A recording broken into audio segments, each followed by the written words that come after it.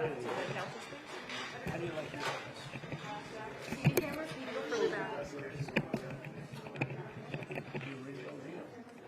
That's cool, right?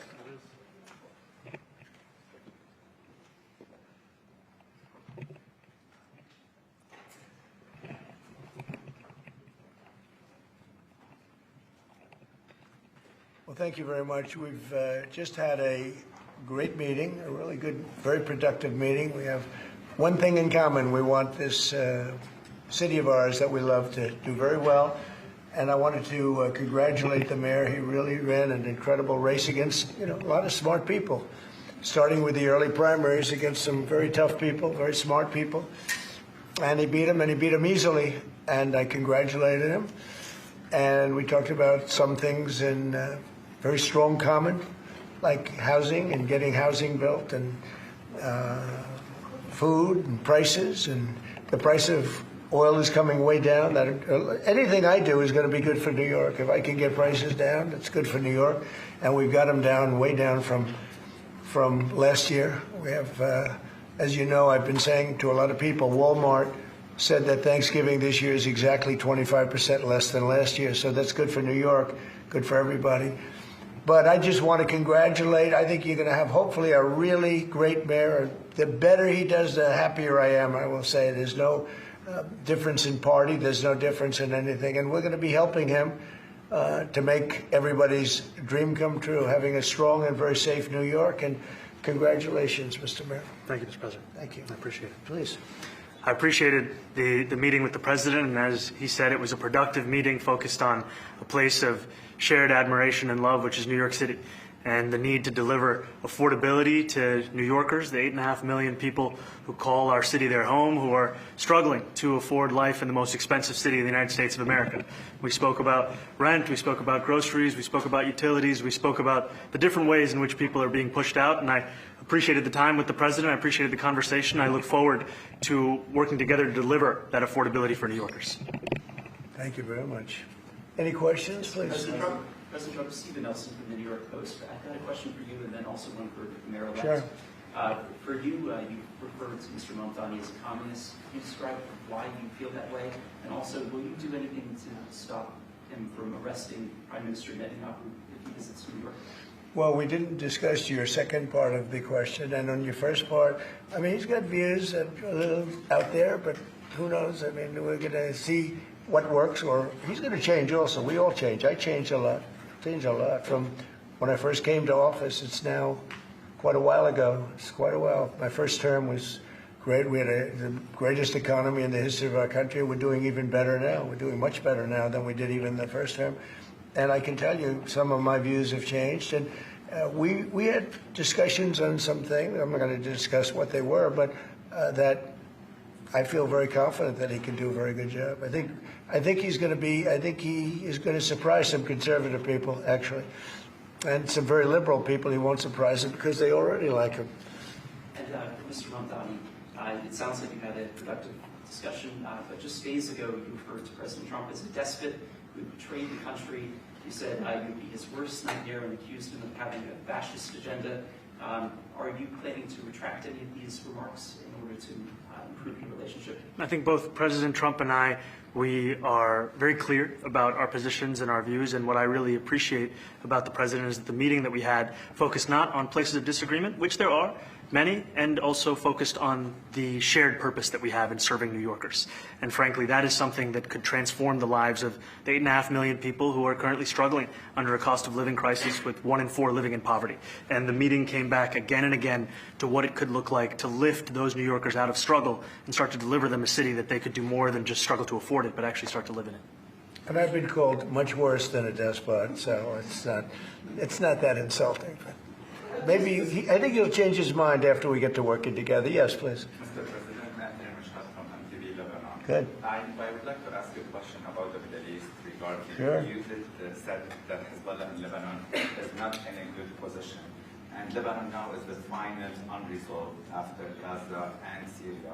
Given your assessment, like what you say for the Lebanese today, it's the independent state in Lebanon. And what is your next move to push toward disarmament? Sure. Well, we are pushing for total disarmament of Hamas and frankly, everybody else. And we actually have peace in the Middle East. As you know, the King of Saudi Arabia just left yesterday. We had some great meetings, and he's made a contribution toward the United States of more than $1 trillion. We have now over $20 trillion coming in.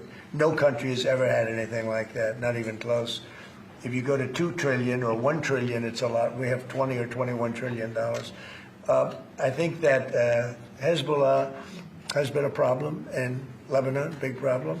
We're working with Lebanon. We're working with everybody in the Middle East. That's another thing I think we have in common. We want to see peace in the Middle East, and we actually have now, for the first time, peace in the Middle East after 3,000 years. And now we're going to refine it, and I think you're going to see some very positive things happen. There is a potential to invite the Lebanese president. Oh, sure.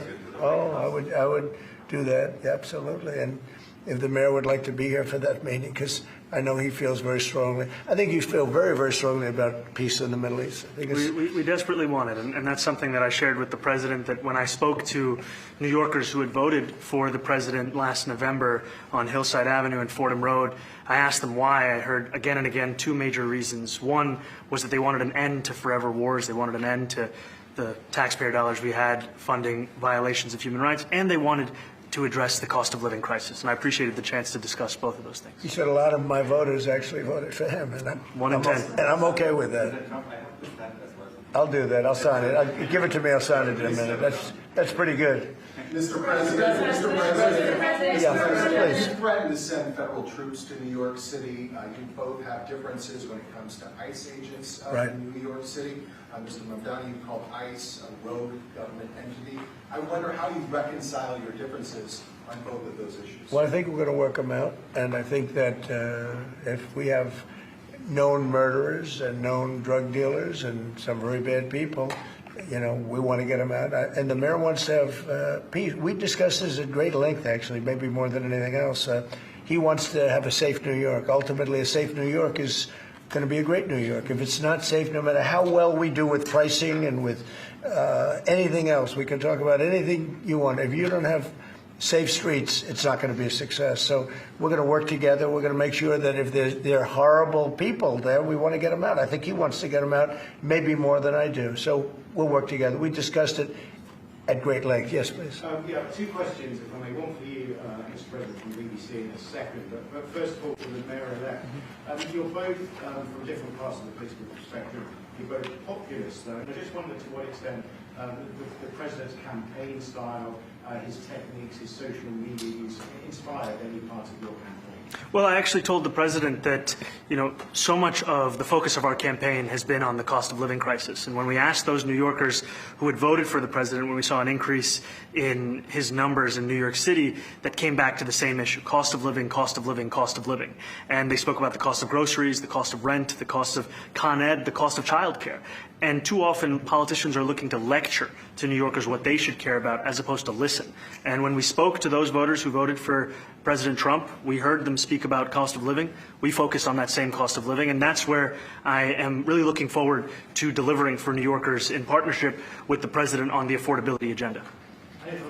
And I think we have to work a little bit. We talked about Con Edison. We have to work a little bit on getting the prices, because, you know, we've gotten fuel prices way down, but it hasn't shown up in Con Edison.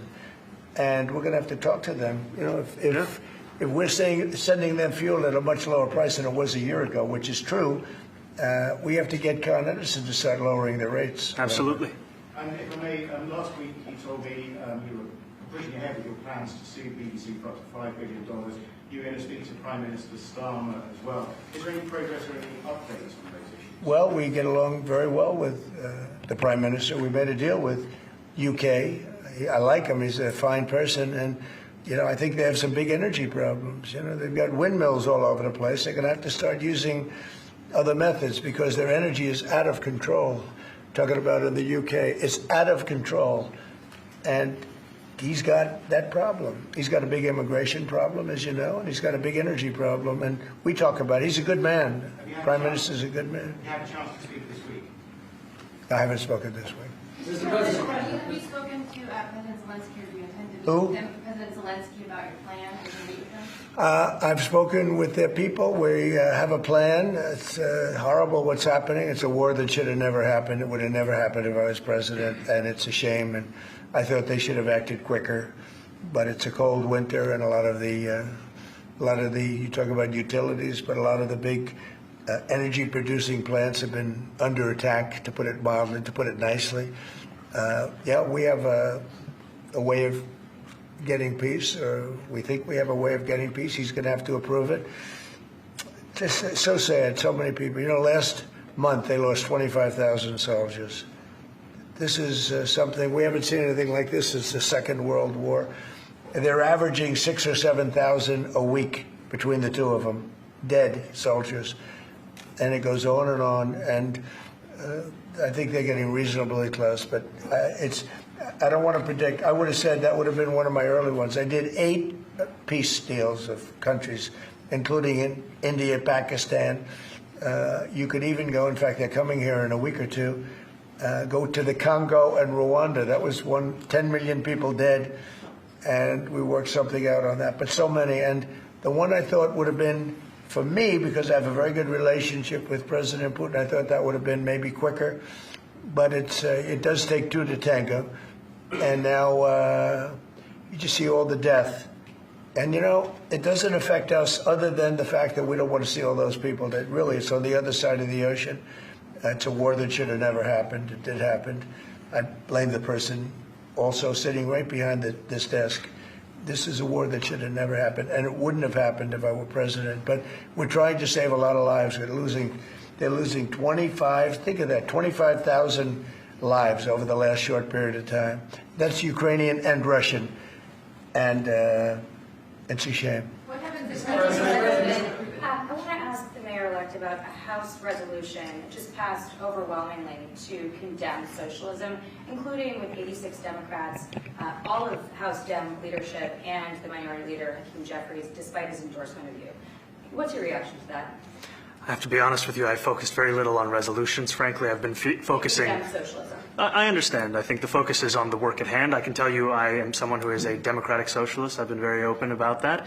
And I know there might be differences about ideology, but the place of agreement is the work that needs to be done to make New York City affordable. That's what I look forward to. And I want to clarify your answer to Stephen Nelson. He asked about your comment calling the president a fascist, and your answer was, both President Trump and I have been clear about our positions and our views. Are you affirming that you think President Trump is a fascist? I've spoken about... That's okay. You can just say yes. Okay. All right. Okay. It's easier.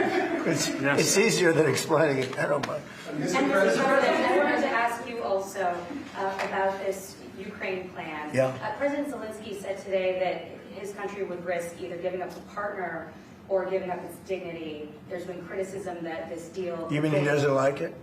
It's unclear. He was sort of Well, pretending... he'll have to like it, and if he doesn't like it, then, you know, they should just keep fighting, I guess, you The know. suggestion that you made, though, was that if he doesn't accept it, that the U.S. would pull back its support for Ukraine. Is that Well, at some accurate? point, he's going to have to accept something, you know. He hasn't accepted. You remember right in the Oval Office not so long ago, I said, you don't have the cards.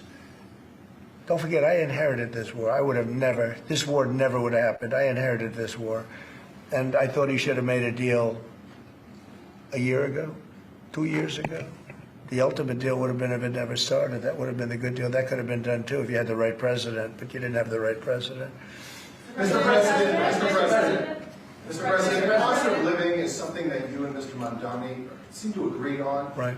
Democrats have run New York City for a long time, Mr. Mamdani. Do you see Democrat policy specifically as being a problem? And I'd like that to be a question that both of you could answer in New York City.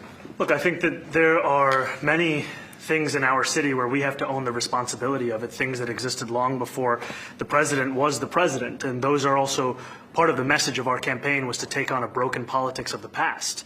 And I ran against a number of candidates who represented different versions of that past. And what we found time and again is that working people were left behind in the politics of our city. And what we're looking to do is put those people right back at the heart of our politics so that we don't have a situation where we're in the wealthiest city in the history of the world, and yet 1 in 5 can't even afford $2.90 for a Metro card.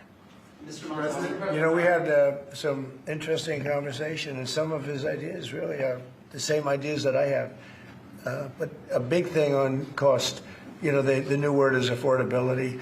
Another word is just groceries. You know, it's sort of an old-fashioned word, but it's very accurate. And they're coming down high. They were, you know, we had, both of us, we had the highest inflation in the history of our country the last 4 years under the Biden administration. And we've got inflation down now to a normal number. It's going to go even a little bit lower than that. Katie, do you have something in a bit? Mr. President, thank you so much.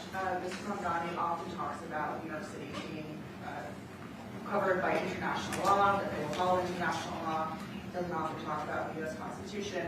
What is your response to that?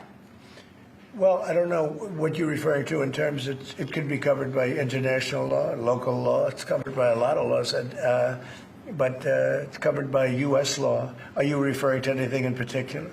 He just says that they're a city that endorses and enforces international law. Is that at odds with? No, I don't know. Would you want to? Do you want to respond to Yeah, I think what I've shared with the president is our desire to not only follow the laws of our own city, laws that protect New Yorkers, but also a desire for consistency in our politics across the board. And that's something that we've talked about and something that I know many New Yorkers want. We were with ICE. We were with ICE. We discussed ICE and New York City, and I spoke about how the laws that we have in New York City allow for New York City government to speak to the federal administration for about 170 serious crimes. The concerns that many New Yorkers have are around the enforcement of immigration laws on New Yorkers across the 5 boroughs, and most recently we're talking about a mother and her 2 children, how this has very little to do with what that is. Mr. Mamdani. What we did is we discussed crime, more than ICE per se. We discussed crime, and he doesn't want to see crime, and I don't want to see crime, and I have very little doubt that we're not going to get along on that issue. He wants to, and he said some things that were very interesting as to housing construction, and he wants to see houses go up. He wants to see a lot of houses created, a lot of apartments built, etc. And you know, we actually people would be shocked, but I want to see the same thing. Mr. Mamdani, anti-Israel protesters. Jack? Mr. President, I want to know, one of the policies as well that Mayor-elect Mamdani talked a number of times about on the campaign was shifting the tax burden for property taxes from what he called minority communities to white-based communities and putting more taxes on white people. I also noticed that in your acceptance speech you didn't mention anything about America or Christians or white people in general, and so I didn't know if that was one of the policies that you guys had spoken about. We focused on affordability. We focused on the cost of living crisis. What I will say is that I am very much interested in property tax reform, because what we see right now in New York City is a system that is so inequitable that it can't even stand up in court. And the president and I spoke about the importance of not only building more housing, but also making sure that regulation of housing is something that is manageable to actually get through and not the cause of yet another weight that we see in our But to city. be clear, you're continuing this idea of race-based property taxes. No, to be very clear, That's what you said. no, the use of the term was a description of neighborhoods, not a description of intent. So you intend to tax the whiter neighborhoods more? No, we intend to create a fair property tax system because we want a New York City that is not only fair and equitable, but also one that every New Yorker can afford. Mr. Mamdani, anti-Israel protesters just targeted city hall. Please, go ahead. Mr. Mamdani, anti-Israel protesters just targeted a synagogue in New York. Are you concerned about Jewish New Yorkers feeling welcome and safe in the city? And President Trump, you threatened to cut off federal funding to New York City. What policies would prompt you to do that? Would that be city-run grocery stores? Would it be something else? Well, I think if we didn't get along, whether it's cut off or just make it a little bit difficult or not give as much, we want to see, I use the term, we don't want good money going after bad. And we don't want that to happen. I don't think that's going to happen. I did say that, you know, subject to what policies are being set. We had a meeting today that actually surprised me. He wants to see no crime. He wants to see housing being built. He wants to see rents coming down, all things that I agree with. Now, we may disagree how we get there. The rent coming down, I think one of the things I really gleaned very much today, he'd like to see him come down, ideally, by building a lot of additional housing. Yeah. That's the ultimate way. He agrees with that, and so do I. But if I read the newspapers and the stories, I don't hear that. but I heard him say it today, and I think that's a very positive step. No, I don't expect. I expect to be helping him, not hurting him. A big help, because I want New York City to be great. Look, I love New York City. It's where I come from. I spent a lot of years there. Now I'm right here. We took a big setback with the mayor that we had, Dave de Blasio. I thought it was a tremendous setback for the city. I think this mayor can do some things that are going to be really great. Mr. President, Okay, how about you? Go ahead, please. You're a billionaire. You have a different address nowadays than you used to, but you used to call New York City home. Would you feel comfortable living in New York City under a Mamdani administration? Yeah, I would. I really would. Especially after the meeting. Absolutely. What makes you comfortable? We agree on a lot more than I would have thought. I think I want him to do a great job, and we'll help him do a great job. You know, he may have different views, but in many ways, you know, we were discussing when Bernie Sanders was out of the race, I picked up a lot of his votes, and people had no idea, because he was strong on not getting ripped off in trade and lots of the things that I've practiced and been very successful on. Tariffs, a lot of things. Bernie Sanders and I agreed on much more than people thought. And when he was put out of the race, I think quite unfairly, if you want to know the truth, many of the Bernie Sanders voters voted for me. And I felt very comfortable, frankly, in seeing that and saying that. And, you know, it just turned out to be a statistical truth. But, no, I feel very comfortable. I would feel very, very comfortable being in New York, and I think much more so after the meeting. Yes, please. Thank you, Mr. President. I have a question for you, but a very quick one for Please. the mayor. Why did you fly here? Aren't trains greener? I will use every form of transit, and I want to make sure that they're all affordable in New York City, and that's why making buses fast and free is a centerpiece of our campaign. There is a bus that goes. Well, but I know, but if he flew, that's a lot quicker too. You know, I mean, he's working very hard. For him to be, that's a very long drive. I'll stick up for you. You know, the plane takes you 30 minutes, and driving takes you a And long Mr. time. President, I was wondering if you could clear up some confusion around a Washington Post report. There was this explosive report that the Coast Guard is no longer going to characterize swastikas and nooses as hate symbols. DHS called that a lie and fake news. Can you clear up? I don't know anything about it. When was this written?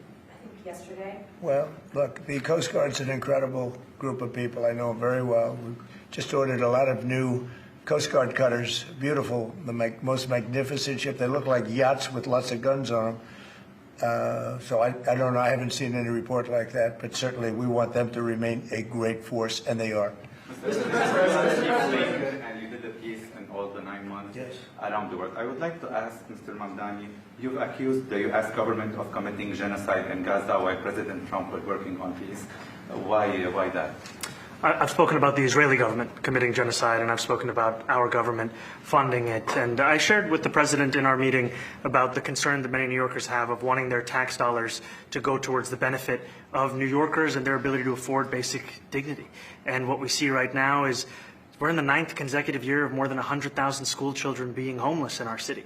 And there's a desperate need not only for the following of human rights, but also the following through on the promises we've made New Yorkers. And I appreciated the meeting we had and the work that we can do. Do you agree that President Trump did do a peace and work hard to make the peace? Because he worked hard to do the peace in the Middle East and everywhere.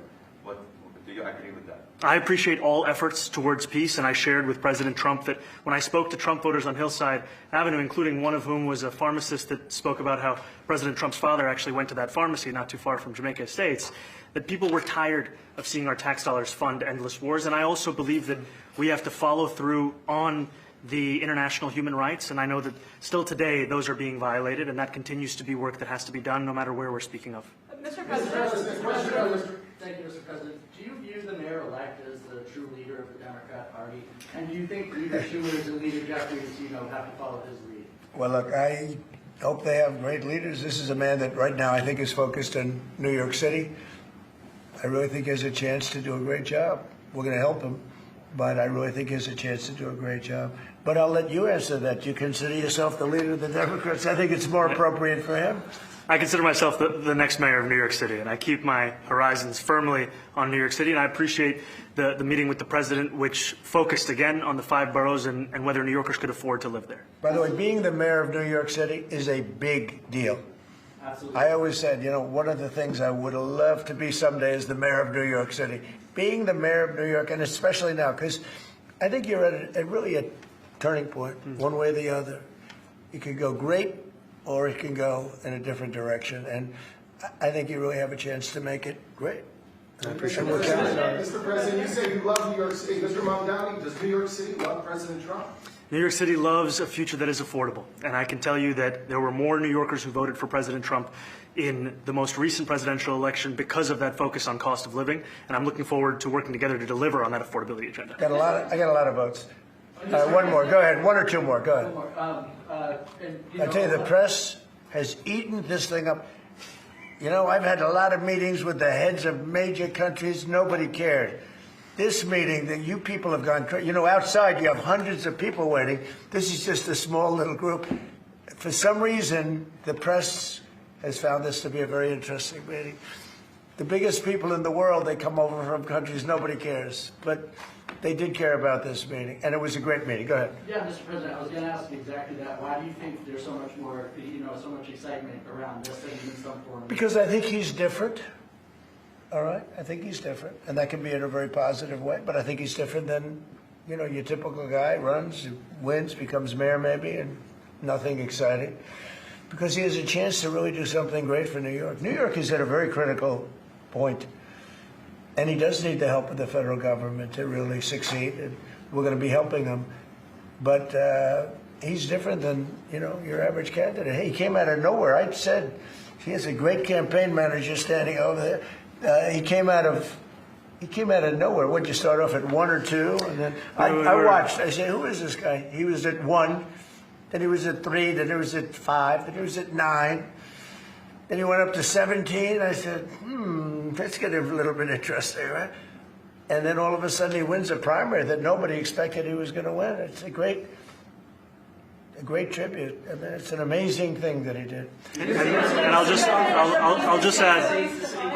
add one thing to what the president said. Is one thing I also appreciated is in our meeting to appreciate a portrait of FDR and the incredible work that was done with the New Deal, and also in thinking about what it can look like when the federal government and New York City government work together to deliver on affordability. It can be transformative.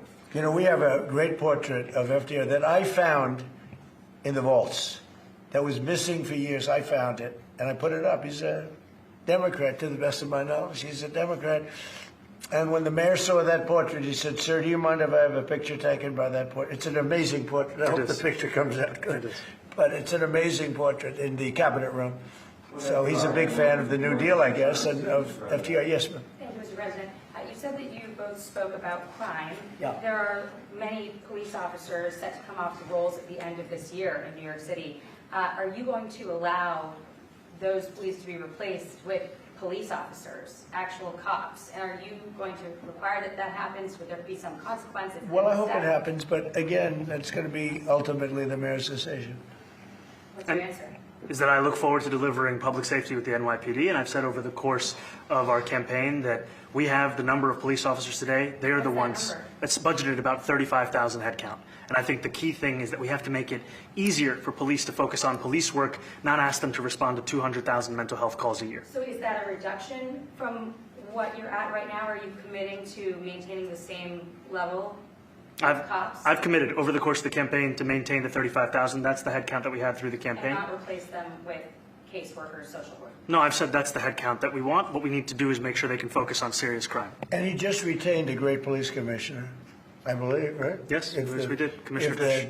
If the newspapers are correct. That one they're correct about. He retained, I think, somebody that is she's a good friend of some of the people in my family, of Ivanka, and they say she's really good, really competent, and he just retained her, so that's a good sign. Are there still topics that you see that you're disagreeing on in the future, and do you think you'll have more meetings like this? There will be topics that we disagree on. I think we'll probably come to a conclusion, and ultimately he'll convince me, or I'll convince him. You know, it's for the good of New York. Ultimately, it's for the good of New York. I don't care about affiliations or parties or anything else. I want to see if this city could be unbelievable, if he could be a spectacular success, I'd be very happy. Do you think you guys will meet more in the future, too? too. Do you think you'll meet again in the future, throughout the administration? I think we will. Yeah. I think we will. I hope we do. I enjoyed the meeting. We had a great meeting. Please. Mr. President, Republican Elise Stefanik has campaigned multiple times by calling Zohran Mamdani a jihadist. Do you think you're standing next to a jihadist right now in the Oval Office? No, I don't. But she's out there campaigning, and you say things sometimes in a campaign. Isn't that sort of She's a very capable person. Isn't But that a kind of label? you really have to ask her about that. But I don't particularly. I think I met with I met with a man who's a very rational person. I met with a man who really wants to see New York be great again. And I can say again, because New York was great. When I came down to Washington initially, the city was so hot. It was doing great.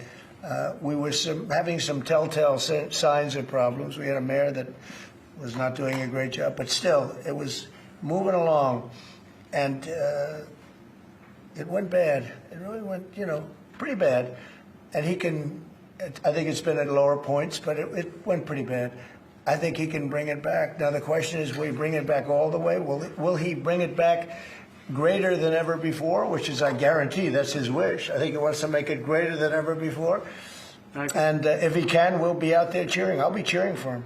Okay? Thank you very much, everybody. You chose not to answer the question about the city hall. Thank you very much. Oh, no, I care very deeply about Jewish safety, and I look forward to rooting out anti-Semitism across the 5 boroughs and protecting Jewish New Yorkers and every New Yorker who calls the City Hall. Very well.